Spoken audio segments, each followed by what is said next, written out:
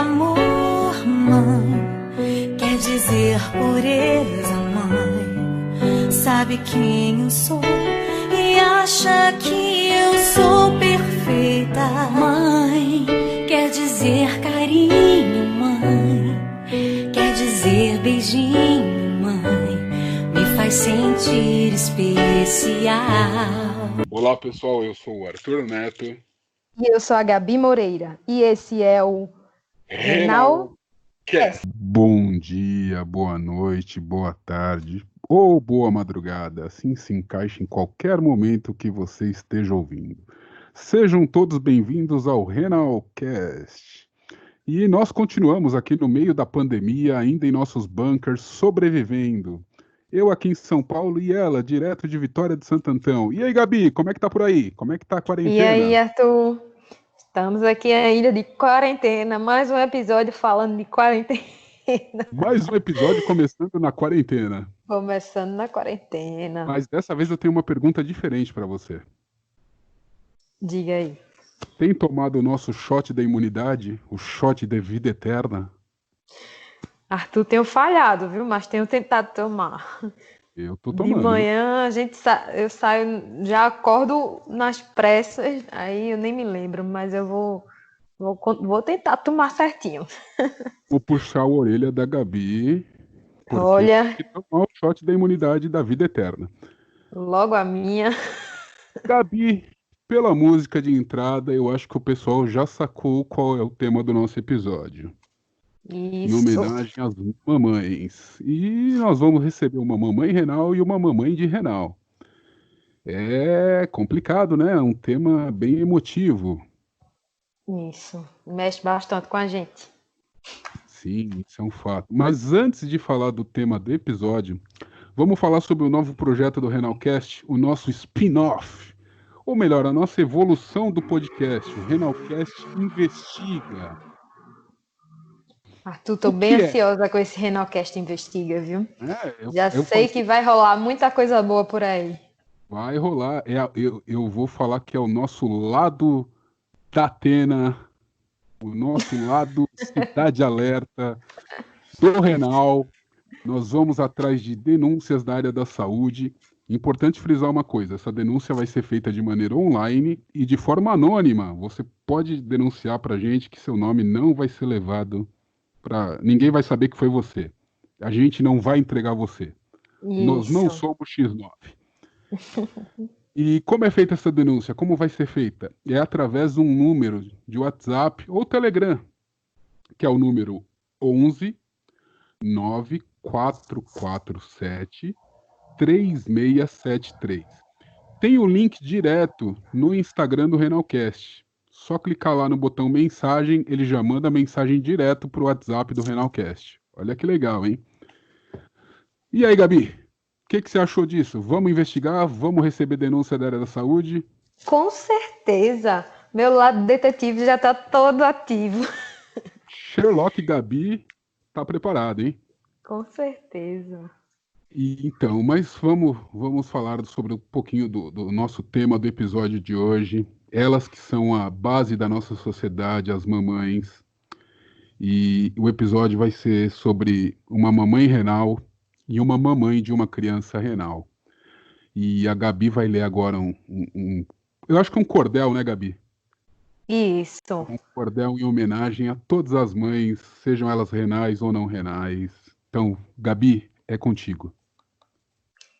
Então, mamães, vou ler esse poema aqui que é do Braulio Bessa, que fala muito para vocês. Ele é bem nordestino, mas eu acredito que vocês vão entender bem direitinho.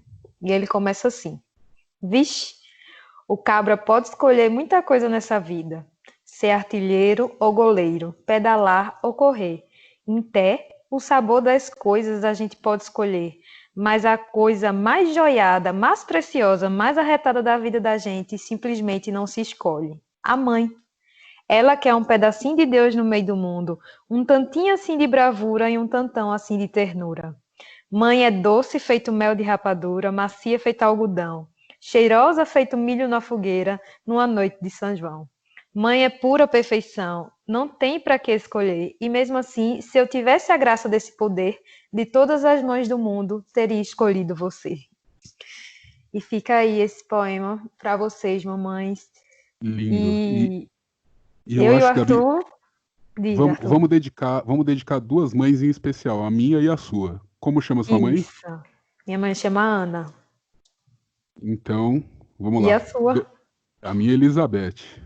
Dona Beth, Dona Elizabeth, meu feliz Dia das Mães para a senhora, meu muito obrigado por tudo que a senhora tem feito na minha vida, na vida da Gláucia, minha irmã. E esse episódio eu dedico a você, a Dona Ana e a todas as mães que estão ouvindo a gente agora. E eu vou dedicar a minha mãe Ana, a minha manhinha, como a gente chama aqui no Nordeste. Tem até um carinho mais E especial. isso, não tenho palavras para descrever o amor que sinto por você, mãe, e que, nossa, Arthur, tô suando. E quero dizer que eu te amo muito e muito obrigada por ser minha mãe, sou grata a Deus por ele te escolhido como minha mãe. Te amo. E é isso, Arthur, consigo nem falar. Só de pensar, meus olhos ficam lacrimejando. Então agora vamos ao episódio com as duas mamães e eu espero que vocês gostem. E nesse episódio especial do Dia das Mães, nós estamos recebendo duas mamães, uma mamãe renal e uma mamãe de renal. Vamos começar apresentando a nossa mamãe renal, a Raíssa de Brasília. Raíssa, dá o seu oi, fala seu nome, fala isso um pouquinho sobre você. Oi, oi, eu sou a Raíssa, tenho 12 anos de HD. Com 5 anos de HD eu descobri uma gestação e graças a Deus deu tudo certo, estou muito feliz e é isso aí. E hoje temos a Maria Vitória aí com 8 anos, né, Raíssa? Isso, a Maria Vitória, com 8 aninhos, minha princesa. Olha só, e temos também a Cecília, né, Cecília, que tem a filhinha pequena, a Heloísa, que tem um problema renal, é isso? Fala um Isso, pouquinho de você. meu nome é Cecília, eu tenho 27 anos e eu tenho a Helena, que ela vai fazer 4 aninhos agora já, e ela nasceu renal crônica e nós estamos em tratamento conservador por enquanto e com um pezinho no transplante ou na diálise. Tem bastante curiosidade sobre o tema, né, Gabi? Isso. Bom Bom, receber vocês aqui. com certeza Muita a gente gente está tem muito dúvidas, feliz. né? Nossa, É sobre o tema verdade. demais. E vocês vão contar um pouquinho aí, sanar um pouquinho dessas dúvidas e contar um pouquinho da história de vocês, né? Sim. Sim, sim. Gabi, E você aí, quer Cecília, começar? você quer? Já estou fazendo as perguntas aqui. Pode tocar o barco.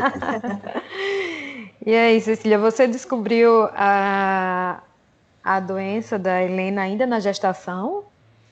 Então, Gabi, a doença da Helena foi assim, foi uma gestação muito planejada, né? A gente planejou muito a Helena.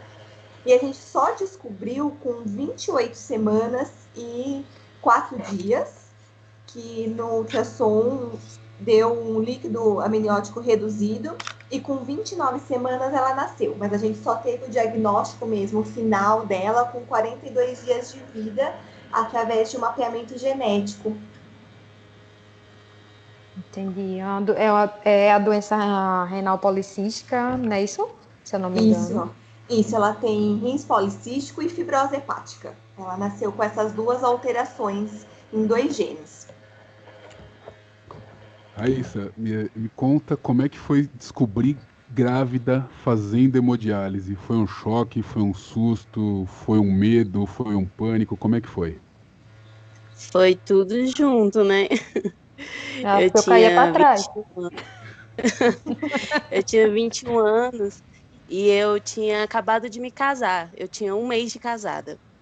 E aí, quando eu avisei para minha médica do transplante que eu ia casar, ela convidou o meu esposo para ir no escritório dela e falou para ele que eu era paciente renal, que eu não podia ter filhos, que provavelmente eu já era estéril por causa que eu comecei a dialisar muito jovem. E falou toda uma história para ele. Ele, não, eu tô ciente, tudo bem, então tá. Aí a gente casou. Um mês depois, a minha médica foi fazer os exames mensais e todos os meus exames deram alterados. E eu sempre fui muito controlada com a alimentação e tudo mais. E aí ela chegou em mim e perguntou, Raíssa, você casou, né? Eu falei, sim, doutora, eu casei. Ela falou, não, eu vou passar um exame para você. Só que eu nem imaginava, porque eu não estava sentindo nada, então eu achava que estava vida que segue, tudo certo. Quando eu fui buscar o resultado do exame, aí o rapaz do Sabin falou, parabéns, mamãe. Aí eu, hã? Aí eu olhei assim pra cá, eu falei, moça, acho que esse exame não é meu, não. Aí ele, não, é seu sim. É seu, você é Raíssa? Eu falei, sim, sou eu. Ele, parabéns, você está grávida. Pronto. Aí começou o desespero da família inteira. Quando a gente foi contar para as pessoas da família, as pessoas não acreditavam. A minha ex-sogra falou assim, por que você fez isso com a menina? Aí ele, oxe, mãe, é minha esposa. Sei que foi uma confusão. Todo mundo ficou muito assustado, todo mundo ficou com muito medo. E uma semana depois que eu descobri a gravidez, me ligaram para o transplante. E aí todo mundo ficou assim, ninguém deu opinião de nada. Enquanto eu estava no telefone com a médica, ela falou assim, Raíssa, você sabe que nesses casos a lei autoriza a gente fazer a cirurgia e fazer a retirada do bebê, do feto, você sabe disso, né? Super assustada, no momento eu olhava para o meu esposo e ele não falava nada. Eu olhava para minha ex-sogra, ela não falava nada. Eu fiquei em pânico, sabe? Comecei a chorar, desesperada. E aí eu já não conseguia encontrar nenhum obstetra queria me atender. Todos falavam que era para eu tirar, que a gestação era de muito alto risco, porque eu tinha ovário policístico e meus ovários estavam maior do que o bebê. Então foi uma confusão assim na minha cabeça. Eu parei um pouco e falei, Deus, eu coloco nas tuas mãos, porque se não fosse para eu ter engravidado, eu nunca teria engravidado, porque as chances de eu engravidar eram quase zero. Os médicos perguntavam se eu tinha feito tratamento por causa dos meus ovários que eram gigantes. E aí eu entreguei nas mãos de Deus e aceitei que era para eu ficar com a minha filha, que era o melhor presente que Deus tinha me dado. Então eu recusei o rim e não tirei minha bebê. E hoje, graças a Deus, ela tá aí firme e forte. Que escolha, hein? Que escolha difícil. Que escolha, viu? Olha, Verdade, essa. Cecília, deixa eu te fazer uma pergunta. Como é que é conviver com uma criança na dieta do conservador? Que é uma dieta extremamente rígida, né? É bem Olha, complicado? Arthur, eu acho que assim, no começo eu achei que eu fosse enlouquecer. No começo foi muito difícil, porque assim, ela tinha o quê? 4 para 5 meses, a gente teve que cortar o leite, a maior parte, porque um bebê toma muito leite, né? E a gente teve que restringir muito o leite para ela e já começar a introduzir uma alimentação sólida. E foi muito difícil. A Helena, eu falo que ela foi comer, por exemplo, batata, que é uma coisa super simples, ela já tinha 1 ano de idade. Foi muito difícil no começo. Acho que no começo, assim, no primeiro ano, foi a parte mais difícil até hoje, eu acho, de tudo. Mas hoje ela consegue entender. Então ela mesma hoje fala, eu posso comer, não posso comer. Mãe, posso comer só um pouco desse, né? Aí eu falo, pode. Então hoje ela já consegue compreender tudo. Mas é muito difícil para uma criança a gente dizer não, né? E eu falo assim que graças a Deus eles já começou desde pequeno, então hoje aconteceu dela acabar entendendo mais. Mas a alimentação é o que mais pega, assim. Gabi, você que teve desse lado como a criança, como é ter essa alimentação restritiva, bem restrita, né, na infância. Sim, eu já ia falar isso. Toda vez que eu vejo foto da Helena, que eu vejo a Cecília, elas juntas, é impossível não lembrar da minha infância. Porque, Imagina. sim, quando eu vi a foto da Helena, eu me emocionei muito, porque parecia muito comigo criança. O jeitinho, eu tinha um abdômen muito elevado também. E você falando, Cecília, eu só lembro da minha mãe. Minha mãe pesava tudo, era tudo controlado, tudo restrito. E foi só eu chegar na escola, né? Foi só eu chegar na escola para comer tudo escondido. Não tinha noção, muito, né? Criança, a gente vê o amiguinho comendo um biscoito de chocolate, comendo uma coisa que a gente não é acostumado a comer, e aí vem a vontade, né? E aí eu fugi muito da dieta, mas porque eu não tinha noção, né? Eu tinha a idade da Helena, vamos dizer, 4, 5, 6 anos. A gente não tem muita noção disso. E eu só vim ter noção mesmo da doença, assim, em si, quando eu fiz o transplante com os 11 anos, né? 10 para 11 anos, por ali, nem me lembro mais. Mas é difícil, mas o interessante é que a criança, ela recebe muito mais fácil, né? Ela aprende muito mais fácil. É verdade. E aceita, na verdade. E aí foi muito tranquilo a questão, assim, de aceitar nas condições, né? E como é que eu posso explicar? Não sei se vocês estão me entendendo. Mas quando eu era criança era muito mais fácil aceitar as coisas, né? Por mais que quando eu né? isso. Por mais que quando eu estivesse fora com os amiguinhos, eu visse uma coisa diferente e comesse, isso não quer dizer que eu não aceitasse os problemas, né? Até porque a gente não entende a gravidade deles quando a gente é criança. Sim, é verdade. E falando sobre alimentação, Raíssa, você grávida e dialisando, houve muita mudança na alimentação? Teve que ter um cuidado maior com a ingestão de alimentação? Como é que foi? Ah, sim, teve muitas mudanças, porque eu tinha que fazer o controle da ureia, né? A ureia não podia ficar acima de 100. Aí a gente cuidava da alimentação, assim, para eu não ingerir muito líquido, nem sucos, nem carne vermelha, evitar coisas mais pesadas, sabe? Então foi uma gravidez que eu comi muita coisa mais leve. Eu liberaram para eu comer mais frutas, porque como eu estava grávida, aí podia comer, aumentar um pouco a quantidade de frutas. E também eu porque comia estava mais dialisando todo peixe, dia, né? frutas. Você estava Aí eu dialisando todo dia, mudei, né, Raíssa?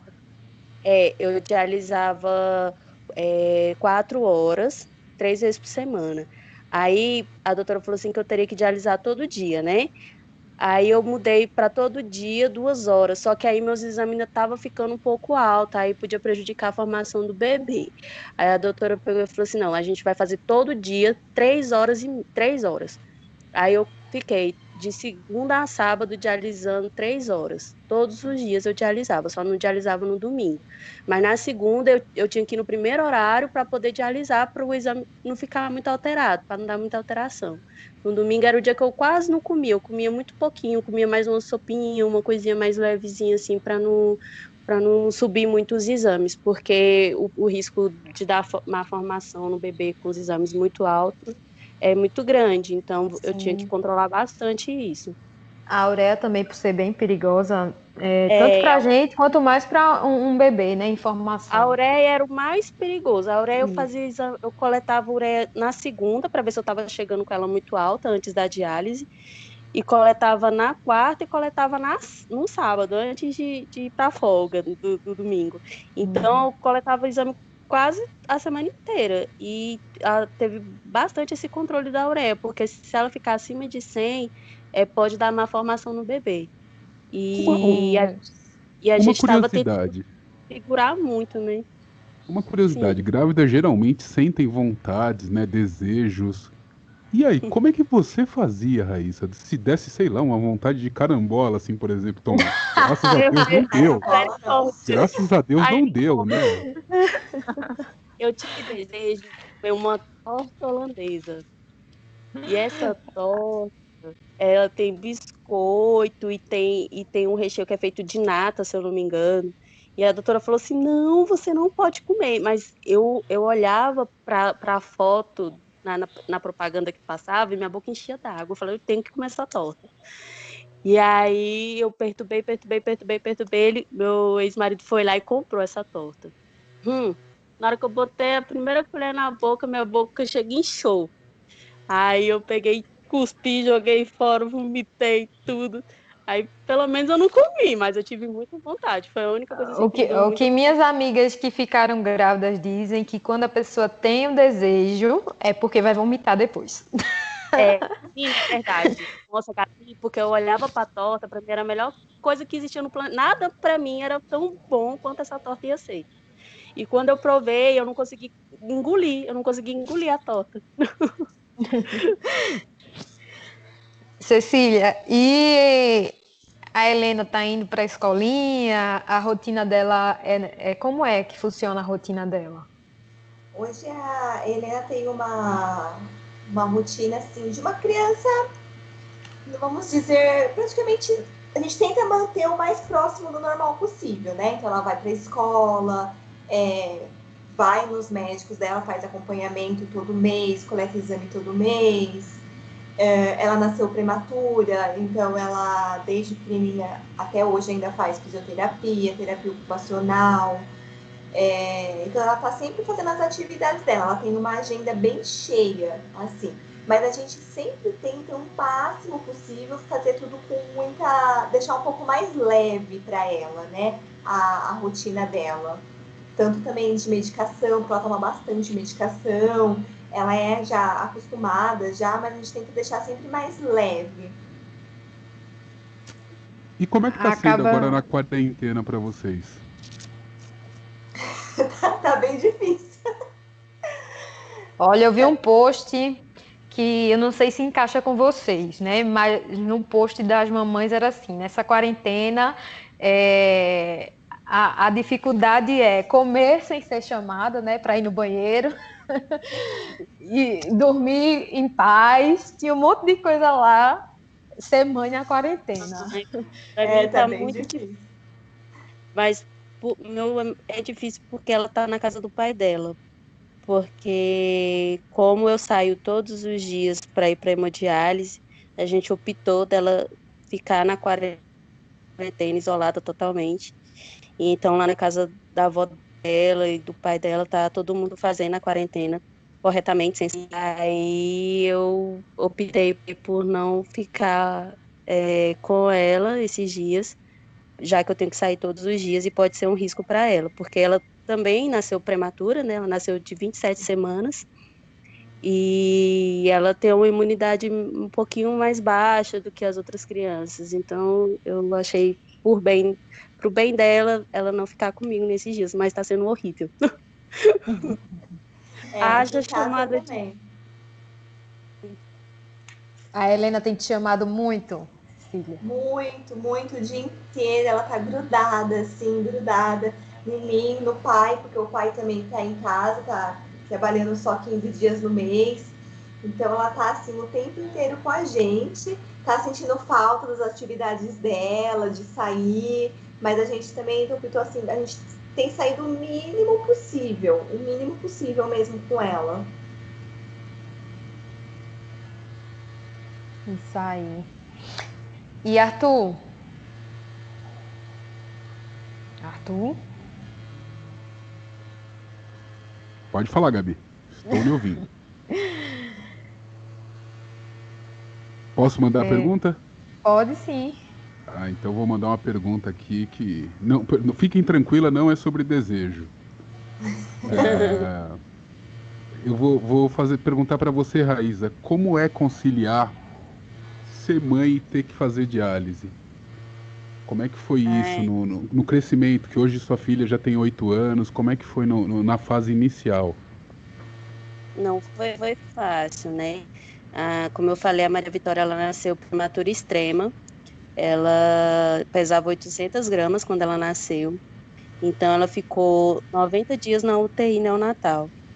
E esses 90 dias, eu moro em Brasília, eu moro na cidade satélite, e ela estava internada no plano, na Asa Norte.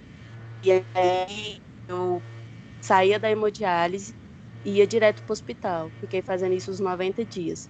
Pegava ônibus, ia para o hospital, aí na volta o pai dela me trazia de volta para casa. E eu fiz isso os 90 dias. Então, no começo foi bem difícil para mim, porque eu estava operada, foi uma cesariana, porque ela não tinha força para nascer normal, tive que fazer uma cesariana. E aí, mesmo operada, eu pegava o ônibus e ia, porque eu não faltava nem um dia. Todo dia eu chegava no hospital, fazia massagem no peito para sair leite, não tinha leite. Sei que era muito difícil. Teve em torno dos 60 dias, o meu corpo não aguentou, teve febre, entrei em colapso no hospital, fiquei internada uns 3 dias. A doutora falou assim: Raíssa, você precisa descansar, você tem que vir, eu sei que você tem que vir, mas você tem que descansar, porque eu ficava de 9 da manhã às 9 da noite no hospital com ela. Aí, quando eu comecei a maneirar, ela também já estava respondendo melhor. E aí, quando ela foi para casa, tinha a questão do mamar, né? Porque ela, graças a Deus, ela conseguiu mamar em mim. Então, eu queria muito que ela mamasse, não queria que ela tomasse suplemento e nem queria que desse mamadeira para ela. Então, era bem complicado. Eu ia correndo para hemodiálise e voltava voando. Quando iam me buscar lá na diálise, eu já buscava eu com ela dentro do carro. E aí eu ia dentro do carro dando de mamar para ela. E foi fazendo assim até com 10 meses eu tive que tirar o peito. E aí, para tomar a medicação da hemodiálise. E aí foi ficando mais fácil, assim, para eu poder ir tranquila para a diálise. Mas eu faria tudo de novo, porque era a sensação incrível poder dar mamar para ela. E Cecília, a Helena ela pôde receber a amamentação normal ou teve uma dieta especial já desde o nascimento? Então, Arthur, ela até foi assim, foi bem complicado porque ela ficou 110 dias na UTI, né? E na verdade, assim, ela ficou porque ela pegou uma infecção muito grave. E foi por isso que ela ficou bastante tempo. No começo, eu sempre tirei leite para ela, deixava leite. Ela mamou muito pouco no peito. A gente sempre passava por sonda para ela. Quando ela foi mamar no peito, acho que ela mamou em torno assim, acho que de uns 10 dias só.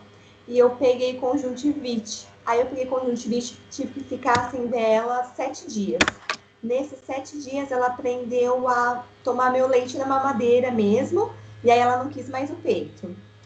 E depois, por fim, a gente optou mesmo por tirar o leite, assim, na verdade, o que ela podia tomar era 300 ml de leite no dia. Então, a gente teve que diminuir bem, porque ela tem muito problema com ureia, né?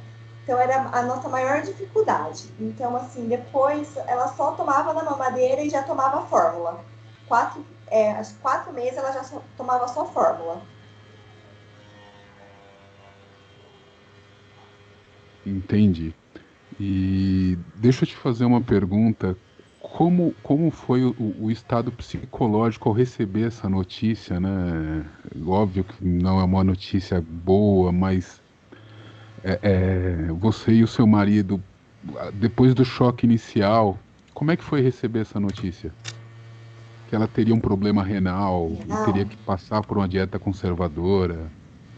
Eu acho que pra gente foi a parte mais difícil, assim, porque a gente, quando ela nasceu, a gente, todo mundo não sabia o que ela tinha, todo mundo cogitava que ela tinha alguma coisa renal, né? Mas ninguém sabia ao certo e ninguém sabia o que falar, o que que era, não sabia explicar. Eu moro no interior, eu falo assim, que eu moro no interior, mas também nem é tão interior assim.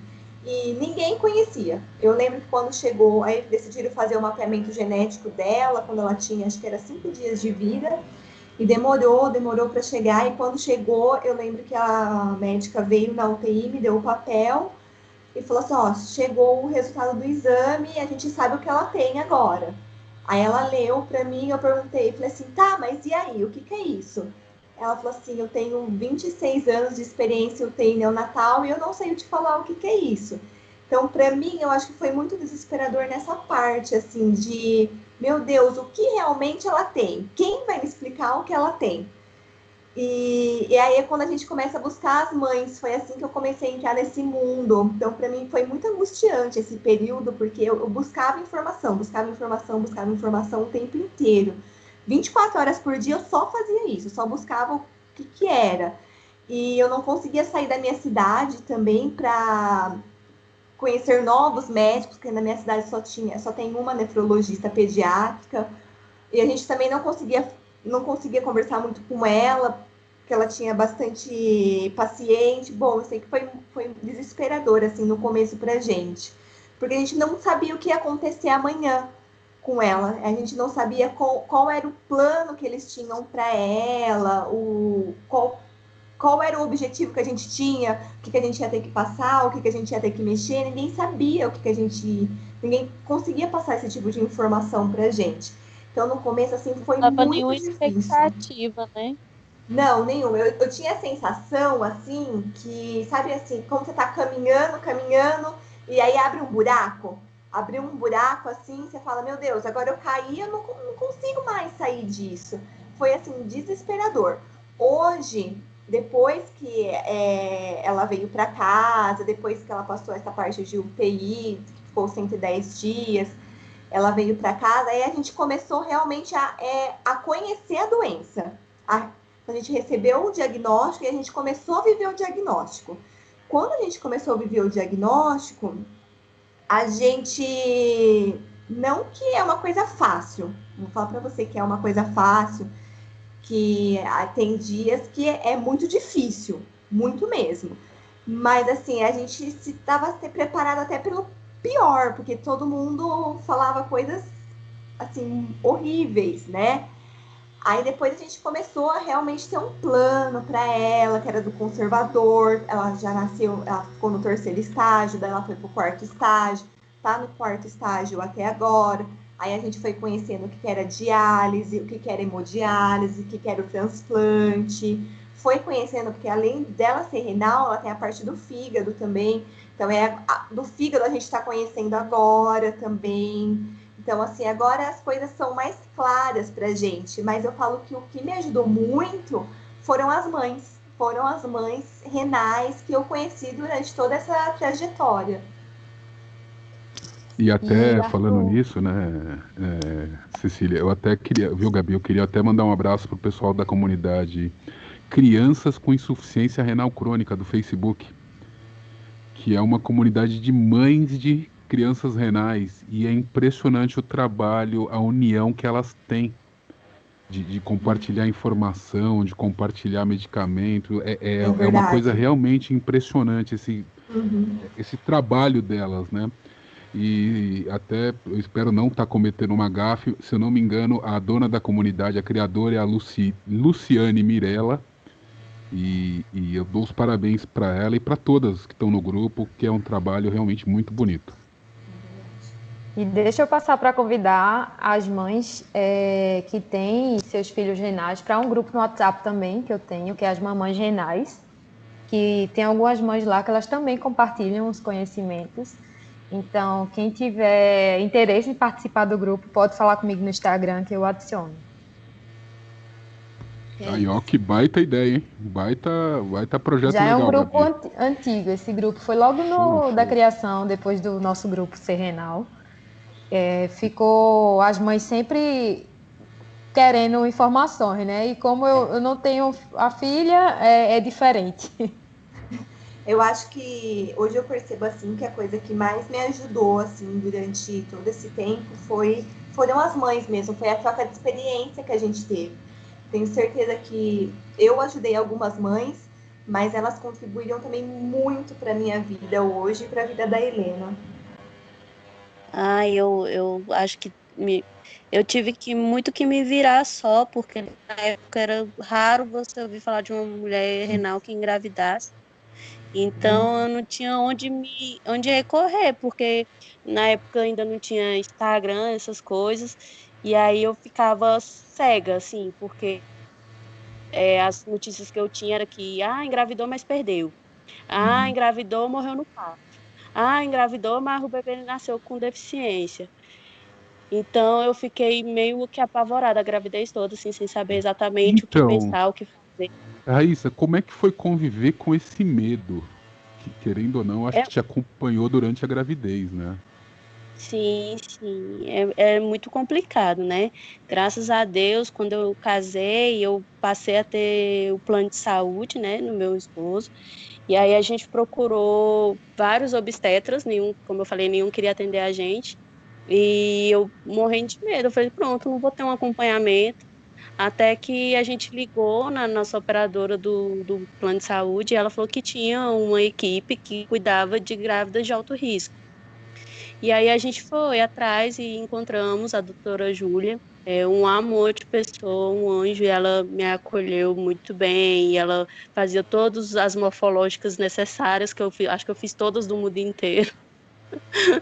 Era tanto exame que a gente fazia para ver se ia ter síndrome de Down, se tinha uma formação genética, se tinha uma formação no coraçãozinho. A gente fez todos os exames, a gente tirou líquido da medula, porque até as 20 semanas, os meus ovários estavam maiores do que ela. Então, se continuasse crescendo, ia ter que tirar, né? Ia ter que tirar o bebê, porque podia dar má formação e não ia desenvolver o bebê. E aí, por graça, por milagre, porque Deus é maravilhoso, os meus ovários reduziram de tamanho do nada. Eu fiz um exame numa semana, eles estavam gigantes. Na outra semana eu fui fazer o exame, eles já estavam do tamanho normal, como se nunca tivessem crescido. E aí foi quando a gente começou a relaxar mais, com 20 semanas, né? Começamos a relaxar e aí descobrimos que eu estava dilatando já com 20 semanas. Aí eu fui correndo para o centro cirúrgico, fiz uma cerclagem e a doutora falou: Raíssa, tenta segurar, você tem que ficar de repouso absoluto e tentar segurar o máximo que você conseguir, porque ela não pode nascer agora. E aí a gente tentou segurar o máximo que pôde e com 26 semanas eu fui internada já em trabalho de parto e aí tentamos segurar, tomei os corticoides, tomei as medicações tudo, para poder preparar ela para nascer. E aí com 26 semanas ela resolveu vir ao mundo, na semana que ela ia fazer 27 semanas. E veio pequena, não conseguia respirar e foi pro respiradouro. E aí o medo que a gente estava quando ela nascesse, a gente passou por medo depois que ela nasceu, porque a gente não sabia o que esperar. Os médicos só falavam: Raíssa, um dia atrás do outro, um dia após o outro, um dia após o outro. Você tem que esperar. Hoje ela tá bem, amanhã a gente não sabe. Então foi bem angustiante essa época de UTI, de hospital, porque a gente realmente não sabe o que pensar. E eu estava num lugar que era só eu que sabia o que estava acontecendo, ninguém entendia, todo mundo falava: não, mas você pode ter filho? Não, Renal não pode ter filho, não, que não sei o quê. E todo mundo, as pessoas não entendem, você não entende, porque você não tem com quem compartilhar, né? Eu estava muito perdida. Mas conforme o tempo foi passando, a doutora foi falando: Raíssa, a Vitória, ela nasceu perfeita. A gente não sabe se ela vai sair perfeita, mas ela nasceu perfeita, sem nenhuma doença genética, sem nenhuma malformação. E aí, com quase perto dela receber alta, ela deu um sangramento no cérebro. E aí as esperanças que a gente tinha, várias, reduziram a quase nada, porque eles falaram que ela ia sair de lá, mas que ela poderia ser cega, ela poderia ser surda, ela poderia não andar.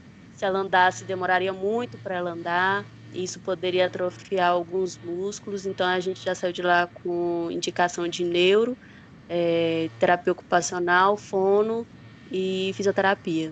E ela fez. O diagnóstico era para ela ter acompanhamento com neuro até os 4. Com 2 anos ela recebeu alta. E fisioterapia, fono e TO era para ela fazer até os 8. Com 3 anos e meio ela recebeu alta também. Ela andou com 1 ano e meio, coisas que os médicos não esperavam que ela andasse antes de 2 anos. Ela andou e falava mais do que o homem da cobra. Aí, que bom, que bênção, né? Sim. Tudo foi muito bem planejado por Deus, foi tudo muito perfeito, eu não tenho o que reclamar. Ela é perfeita em tudo, até nas histerias dela, de vez em quando ela dá uns gritos. do nada, que é, Vitória? Mãe, eu te amo. Aí, quando eu escuto isso, pra mim é a melhor coisa do mundo, porque eu costumo dizer para todo mundo, ao invés de um rim, eu escolhi dois rins, dois pulmões, o coração, eu escolhi ter o meu presente, o meu rim fora de mim. Coisa Muito, linda. muito bonito mesmo. Gabi, mais alguma pergunta? Não, fiquei emocionada com a história da Raíssa. Muito linda, É, né? E é uma a gente história. fica. Faz pensar em muita coisa, né? Faz pensar muito, eu fico logo apreensiva. Eu disse, meu Deus do céu, né? Tô correndo, mas Ó, seja o que e Deus eu quiser. digo, porque os médicos sempre falam depois que antes da gente engravidar, eles falam, não engravida, né? Aí depois que eu É, engravidei, eles falavam, ó, pelo menos você engravidou antes do transplante, é indicado mesmo que se for engravidar, que engravide antes do transplante. Então, é, Gabi, você cada um que diga uma coisa, eu não sei não. né? Aí eu falei, graças a Deus, eu acho que as coisas acontecem quando tem que acontecer. Então, para mim foi Sim, perfeito do jeito que aconteceu, e se for acontecer com você, vai ser perfeito do jeito que for acontecer. amém. Cecília, Arthur, essa conversa tá indo pro lugar bom, não. eu percebi que você ficou preocupado, hein, Gabi? Você ficou meio tensa agora, até passou a bola para mim. Veja aí. Eu queria falar que, sinceramente, vocês duas são muito admiráveis. Meu muito obrigado pela participação das duas. Vocês são, Obrigada. de fato, duas guerreiras que encararam aí desafios, obstáculos, vem encarando. Eu fico muito feliz com o depoimento de vocês, que vai, sem dúvida, inspirar muita gente. E eu queria pedir para as duas uma coisa.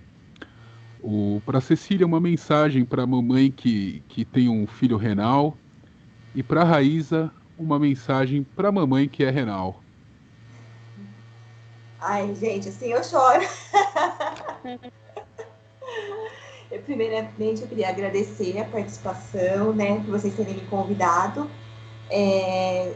Gosto muito de contar a experiência que a gente teve, que a gente tem.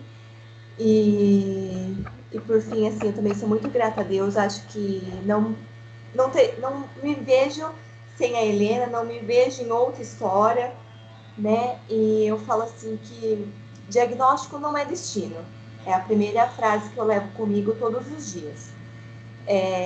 O que tem que acontecer realmente vai acontecer, mas a gente tem que manter a fé. Todos, não importa como esteja a nossa vida, está tudo bem, a gente tem fé, está tudo mais ou menos, a gente tem fé, está tudo ruim, a gente tem fé, e no final tudo passa. É isso que eu penso todos os dias. Eu penso hoje, a gente está no tratamento conservador, estágio 4, como vai ser amanhã? Vai passar. Vai chegar, se Deus quiser, a nossa hora de nosso transplante, dela ter uma vida mais próxima ainda do normal possível, de poder comer chocolate à vontade, do jeito que ela gosta. Mas assim, o que eu falo para as mães, nunca, nunca, nunca, jamais, não importa o que aconteça, nunca perca fé e acredite todos os dias que o diagnóstico não é destino. Assim eu não consigo falar, né, gente? Então, eu queria também agradecer pelo convite. Fico muito feliz de poder dar o meu testemunho. No meu Instagram eu já procuro passar o máximo que eu posso para as pessoas, porque o meu intuito é ajudar realmente. E se você está me ouvindo e descobriu uma gravidez no meio dessa bagunça toda que a gente vive, eu só queria dizer para não desistir, que a força maior vem do que está dentro de você. A força maior vem desse serzinho que está crescendo dentro de você, ou que você pretende ter ainda. E a gente acha, a gente não sabe. Então, eu não me achava forte, mas quando eu vi aquela coisinha minúscula dependendo de mim para comer, dependendo de mim para tudo. Eu vi que eu precisava ser forte, eu precisava enfrentar meus leões, enfrentar os desafios de cabeça erguida, para que um dia eu possa olhar para trás e ter orgulho da minha história, ter orgulho do que eu fiz por ela. Eu agradeço muito a Deus por ter me dado a oportunidade de ser mãe de uma criança maravilhosa, que entende o meu tratamento, entende que eu não posso estar com ela direto, que eu não posso estar 24 horas com ela, infelizmente. Eu tento conciliar muito a diálise com a criação dela, e eu sei que tudo vai correr bem, tudo vai acontecer bem, vai acontecer do jeito perfeito, do jeito que Deus planejou. Então, o que eu tenho para dizer para vocês nesse Dia das Mães é: não desista.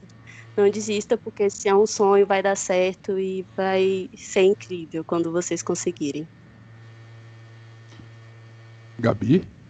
Oi, tô aqui Aí. ouvindo. Então, Quero vamos agradecer também às meninas, né, pela história de vocês ter aqui compartilhado com a gente. Que Deus continue dando sabedoria a vocês, paciência, força, renovar as forças de vocês todos os dias para que vocês possam estar enfrentando aí essas batalhas da vida. E é isso, contem com a gente também, né, Arthur? Não, Foi sem ótimo ter dúvida, vocês conosco. eu reforço o que eu disse, vocês são heroínas de verdade. Eu aplaudo as duas pela coragem, pela determinação, que sirva de inspiração a muitas mulheres aí, que não passam por problemas e às vezes não dão um tratamento bom para os filhos, por N motivos. Vocês são exemplos que têm que ser seguidos. Isso é fundamental. Eu de verdade agradeço muito a participação de vocês. Muito obrigado. E já deixo para as duas aqui torço para que seja um Dia das Mães muito alegre. Eu sei que para a Raíssa não vai ser tanto, por conta da distância, da quarentena. Mas um feliz Dia das Mães para todas as mães Feliz Dia em das especial, Mães. mas para vocês duas em especial. Obrigada, gente. Muito obrigada mesmo. E obrigado pela participação. E as portas do Renalcast estão abertas. Que episódio, hein, Gabi? Caramba, que histórias. Que histórias. Demais. Eu diria que eu não sou mãe, nem tenho como ser mãe por motivos óbvios. Eu falo que é um episódio que emociona até quem não é mãe, não tem como ser mãe, mas a gente sente o carinho que elas têm, as dificuldades que elas venceram, né? Isso, Arthur. É mãe, né? Tem a força sobrenatural que a gente não sabe explicar. Eu acho que você resumiu bem, é uma força sobrenatural que não tem como explicar. Foi um episódio muito legal, muito emocionante. Eu acho que a Raíssa acabou esquecendo de passar a rede social dela, é @hemodiálise, não é o fim. É um perfil bem interessante, bem legal, vale conferir. E vamos mandar um abraço, Gabi? Vamos sim. Vamos desejar um feliz Dia das Mães a todas as mães aí novamente, né? Tenham um ótimo domingo, um ótimo Dia das Mães nessa quarentena, que vocês possam estar aproveitando com os filhos de vocês. E aquelas mães que estão na linha de frente, né? Que são enfermeiras, técnicas, médicas, todas elas que vão estar trabalhando, que vocês possam ser livres de qualquer mal nesses dias, para que vocês voltem para casa, para o braço dos seus filhos. De fato, é um feliz Dia das Mães a todas as mães, mas em especial as mães que estão trabalhando aí na linha de frente durante essa pandemia, que todas possam voltar em saúde de fato. As mamães renais consumam com cuidado a alimentação, aquelas que estão grávidas também, e o principal para todas, muita força, muita fé e muitas felicidades. Eu acho que é o desejo que todos nós podemos mandar para vocês. E um beijo especial para minha mãe. E para aquelas mães que a gente conheceu durante a vida. Para todos os filhos da mãe. Tchau, pessoal. Tchau, tchau. Um abraço. Até a próxima. Até. Tchau.